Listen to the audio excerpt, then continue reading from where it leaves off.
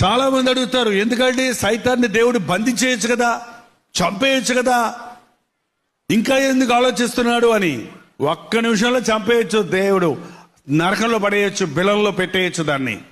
కానీ దేవుని బాధ ఏంటంటే ఆ సాతాను మార్గంలో వాడిని అనుసరిస్తున్న మనుషులు కోకొల్లలుగా ఉన్నారు. సైతాన్ని బంధిస్తే సైతాన్ని అనుసరించిన వాడిని అందరిని ఏం చేయాలి? న్యాయవంతుడైన దేవుడు బంధించాలి. అందుకే ఏ ఒక్కడు నశించుట ఇష్టం లేక మన కోసమే సాతానుని ఇంకా ఓర్చుకుంటున్నాడు దేవుడు.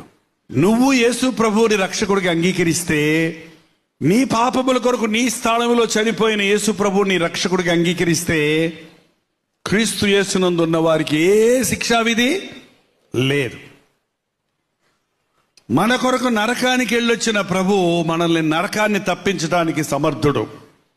కాబట్టి ఆయన సువార్త సకల జనులకు వెళ్ళాలి, ప్రతి ఒక్కరికి యేసునామంలో పాపక్షమాపణ ఉన్నది అన్న విషయం ఒక్కసారన్నా వినబడాలి. అంతవరకు నేను రాను, రెండవ రాకడలో అంతవరకు నేను సాతానుని బంధించను అని ప్రభు ఓర్చుకుంటున్నాడు, కనిపెడుతున్నాడు.